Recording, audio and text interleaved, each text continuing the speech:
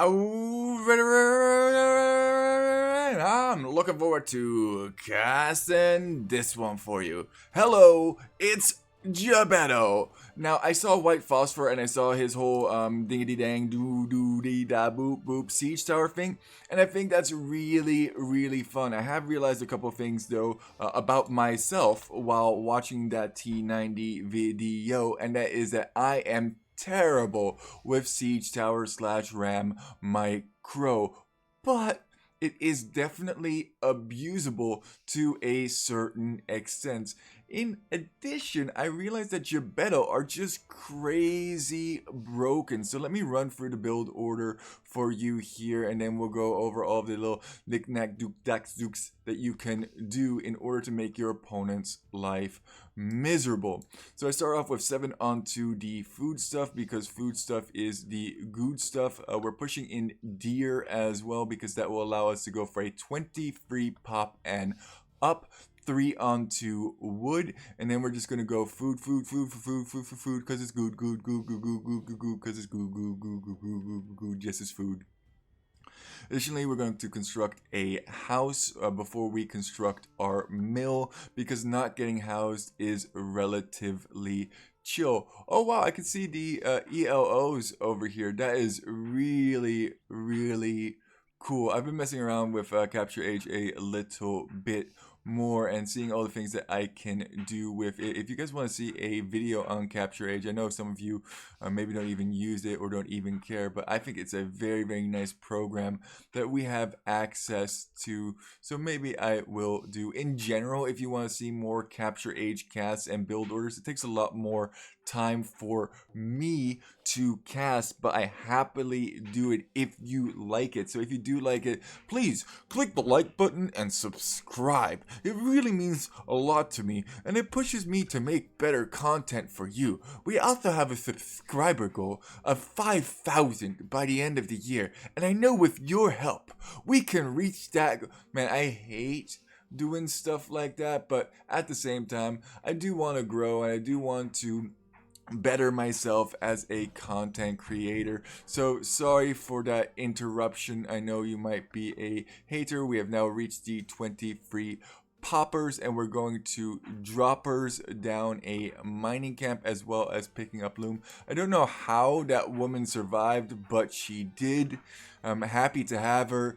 Now, in this kind of a scenario, you are very likely to lose additional villagers. Why are you likely to lose additional villagers? Because they're going to be feudal significantly faster than you ever are. It's a 2 militia feudal rush. Men at arms? Question mark? Comment? Concern? I saw mine, so I was thinking it was going to be a whole bunch of. Oh my god! Already got value. I am trash at this game, but now we finally reached the feudal age ourselves. We're gonna go market as well as blacksmith. You go over to stone as soon as you have the food collected, and then you're eventually going to drop a castle. We're a little bit light onto wood. Maybe I shouldn't have constructed this mining camp quite yet, but it's fine. Don't worry about it. Fight the powers that be. Fight them, you see. And this is really where the build order starts to break down. You may or may not have 20-something villagers still remaining.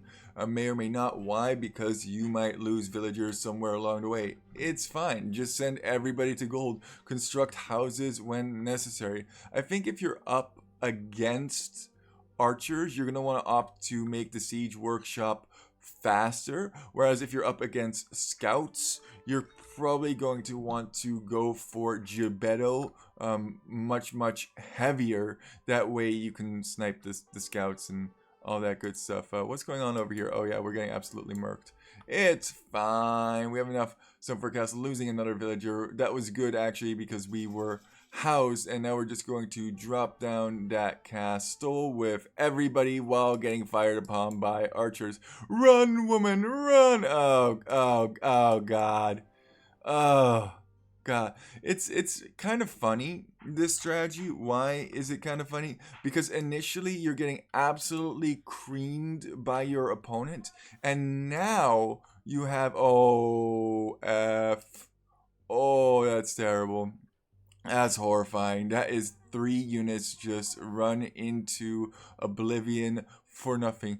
You have a small window now before they get to castle to do damage. So these Gbeto have to come forward as quickly as they possibly can and do damage to your opponent. As I mentioned, getting a siege workshop at this point is pretty essential so that you can do additional damage to the archers. It's going to be very hard to push these kind of areas with archers behind. You don't want to lose these Gbeto just because your opponent's eco is probably going to be significantly stronger than your eco. Just look at the 36 villagers that they have. We're just doing some preliminary harassing here, trying to get our numbers up, but my opponent is relatively close to getting to the next age. Meow, investing into that mango, and one mango can relatively easily be microed against at 1600 elo, but once you get to, I mean, you could opt for scorpions, but I think mango is definitely the way to go. Got a nice hit ski in over there. Let me just slow down because we're going to get into some action-packed sections. Gbeto do relatively well against archers, although they only have, what is that, 5 range, I think? Did they have 5 range? Yeah, it's 5 range versus the archers. 5 range as well if they are in feudal age, but then once they get to the next age and they get Bakken and stuff like that, like definitely archers is the counter, and he's very wisely just waiting to engage against these Gbeto, but our Gbeto are getting completely out of hand. He may have 11 more villagers, but those villagers are not very efficient. They're all on this gold pile in the back just so that he has some giggity dang gold, and on wood, not very many on food anymore. Double push, almost didn't even make it to castle, and the Gbeto are doing worky. Once this goes down, that's when it's just time to engage. Only 8 archers, taking down that archery range early on, I think was very, very useful for us. None of these resources can actually be spent as we miss absolutely. How many times do you want to say absolutely? Good luck trying to micro against 2 mangonels, especially if we do some attack rounds. Ooh, miss, mash, moosh. Oh, you can micro as much as you want. It doesn't matter to me. Everywhere I look, it is Gbeto, you see. What he said in this game was kind of funny as well. He said, how do you counter this? Scouts? Is scouts the counter? I think archers is actually the counter. One thing that we did not talk about is how you can use, for example, a ram with the garrison command to hop in, hop out, hop in, hop out, which I think I would have done if they would have opted for scouts rather than archers. You can also siege tower, like we saw in the white phosphor video, which is really strong. You can just run past the TC, drop them off over here, and then murder everything. I'm not super good with that micro aspect, but it can definitely be done. You need proper hotkeys for garrison, ungarrison, yada yada yada, blah blah blah. And drop off is another hotkey that you need to set up for the siege tower. Let's take a quick look at the statistics. Specifically, I want to know at what time did we hit castle age. It's a 15-minute castle plus loom that we have there, so it's a little bit slow. But I think a lot of you, especially at lower elos, can get away with this without getting punished too hard. And from there, it's just keep your Gbeto alive, get those military numbers pumping, and murder everything with just a tiny bit of siege behind. One thing that I'm always super interested in is resources collected. They have 2,500 resources more, but it doesn't even matter because the rush is real. Help! I'm getting rushed!